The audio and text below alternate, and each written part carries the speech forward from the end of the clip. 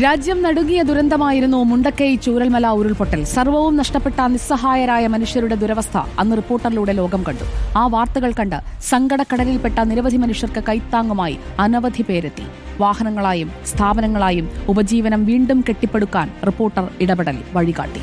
അതിജീവനത്തിനായി പോരാടുന്ന ഒരു കൂട്ടം മനുഷ്യർക്കൊപ്പം ചേർന്നു നിൽക്കാൻ കഴിഞ്ഞുവെന്ന ചാരിതാർത്ഥ്യത്തോടെയാണ് 20 ദിവസത്തോളം ഉരുൾപൊട്ടൽ മേഖലയിൽ ചിലവഴിച്ച ഞങ്ങളുടെ വാർത്താസംഘം മടങ്ങിയത്.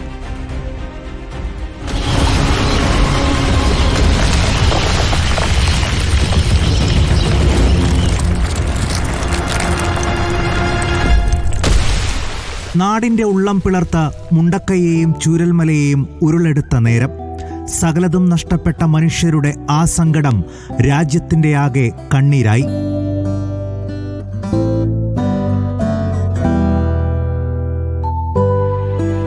ദുരന്തത്തിൽ പകച്ചു നിൽക്കാതെ നാട് ഒറ്റക്കെട്ടായി ഏറ്റെടുത്ത രക്ഷാപ്രവർത്തനം ലോകത്തിനു മുന്നിൽ മഹാമാതൃകയായി അടയാളപ്പെടുത്തപ്പെട്ടു.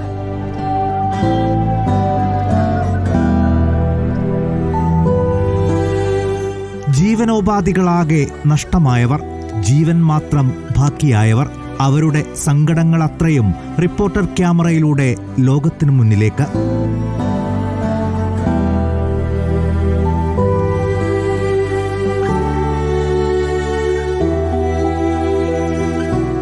ദുരന്തത്തിനു മുന്നിൽ പകച്ചുപോയവരുടെ വാക്കുകൾ കേട്ട് റിപ്പോർട്ടറിലൂടെ രക്ഷാകരങ്ങളുമായി എത്തിയവർ അനവധി.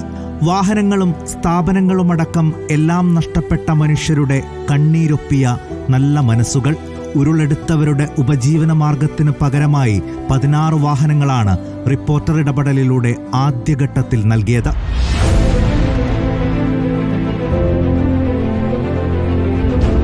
ചൂരൽമലയുടെ ജീവനാഡികളായിരുന്ന ബഷീർക്കയുടെ ചായക്കടയും റജിയേട്ടന്റെ മില്ലും നിസാർക്കയുടെ ബാർബർ ഷോപ്പും സകലതിനെയും ഒരു നിമിഷം കൊണ്ട് ഉരുൾ ഓർമ്മയാക്കി. ആ സങ്കടക്കഥകൾ റിപ്പോർട്ടറിലൂടെ അറിഞ്ഞ സംഘടനകളും വ്യക്തികളും അതിവേഗം സഹായഹസ്തവുമായി എത്തിയപ്പോൾ ഏത് പ്രതിസന്ധികളെയും അതിജീവിക്കുന്ന കരുത്തുറ്റ മാതൃകയായി അത് മാറി. ഇടപെടലാണ് വാർത്തയെന്ന് റിപ്പോർട്ടറിലൂടെ ലോകം അനുഭവിച്ചറിഞ്ഞ നിമിഷങ്ങൾ. News desk reporter.